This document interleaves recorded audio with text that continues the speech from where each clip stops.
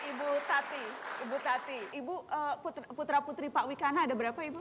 Semuanya ada 10 orang. 10 orang? Ya. Ibu Tati putri yang keberapa? Kelima, tapi sekarang menjadi yang tertua karena 6 orang sudah nggak ada.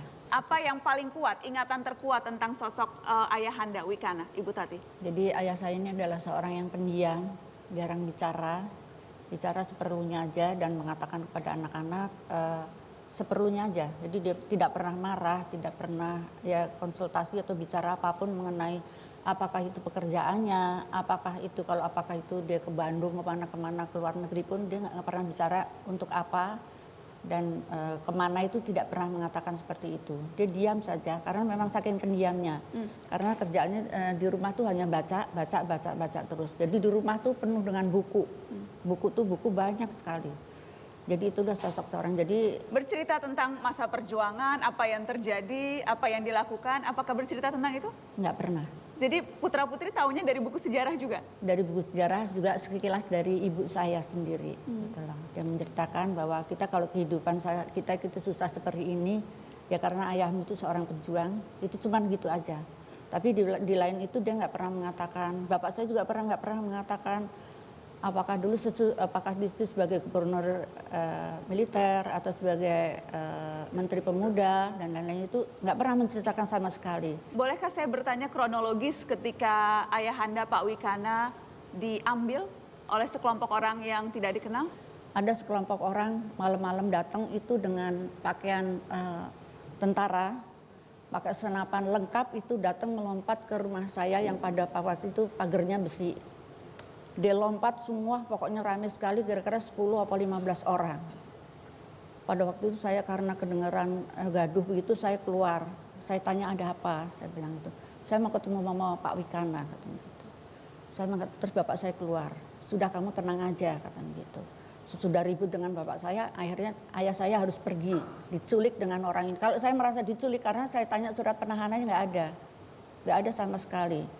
Saya mengatakan dan itu terakhir dari ayah saya mengatakan ketemu dengan saya. Dia tolong minta bungkusin sarung 1, baju 1, celana dalam 1, dengan sikat gigi dibungkus dengan koran. Dia hanya mengatakan untuk menitipkan ibu dan adik-adik saya, tolong diurus ini, dibantu ibu yang sendirian katanya. Memang ibu saya juga sakit-sakitan seperti itu.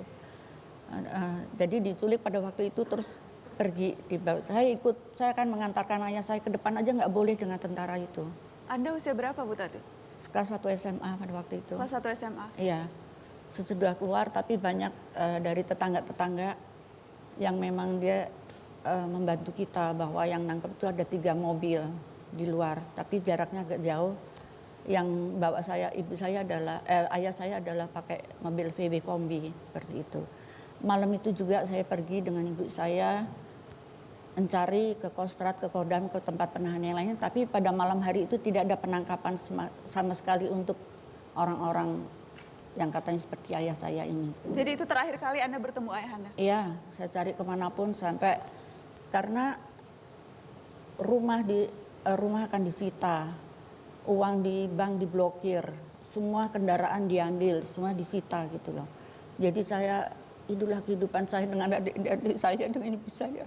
Susah sekali, untuk makan pun susah, kan kita tidak punya apa-apa seperti itu.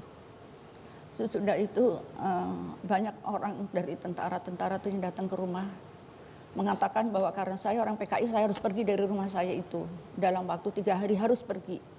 Saya sedih sekali, saya harus pergi kemana, saya nggak punya apa-apa, nggak punya siapa-siapa. Akhirnya saya waktu pun saya kelas 1 SMA saya dibantu dengan tante saya pergi ke Kodam, ke Pangkostrat pada waktu itu Kemal Idris membantu kepada saya dikasih surat bahwa tidak boleh diganggu gugat lagi itu rumah seperti itu dan rumah saya juga dijaga oleh tentara, memang dijaga supaya jangan terjadi lagi penculikan seperti ayah saya seperti itu.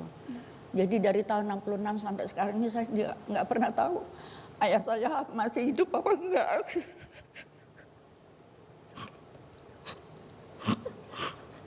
Kadang-kadang saya melihat kalau ada orang-orang di pinggir jalan seperti gelandangan apa gitu ayah saya apa enggak. Sampai itu yang saya selalu berdoa.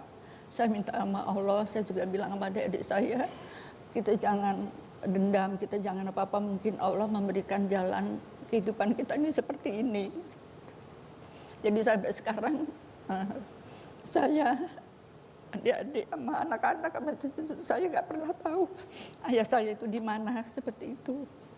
Saya mau menanyakan kepada siapa lagi karena juga pada waktu itu saya juga dibantu untuk ketahanan ke Cipinang atau kemana-kemana untuk melihat apakah ada ayah saya, tapi tidak ada gitu loh. Dan sampai sekarang ibu dan adik-adik Ya, kalau minimal memang ingin tahu apa maksudnya, yang terjadi ya. pada ayahanda. Dan itu stigma untuk ayah saya orang CPKI itu terus, karena itu kejadian tidak hanya menimpa keluarga saya, tapi juga kayak kakak saya, suaminya juga terganjal ininya karena katanya mertuanya PKI.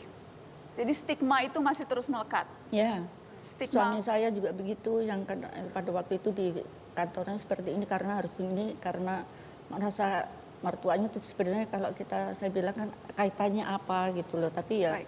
memang harus seperti ya sudah kita terima apa adanya. Mungkin Allah mengendai jalan hidup saya dengan adik-adik saya itu harus seperti itu.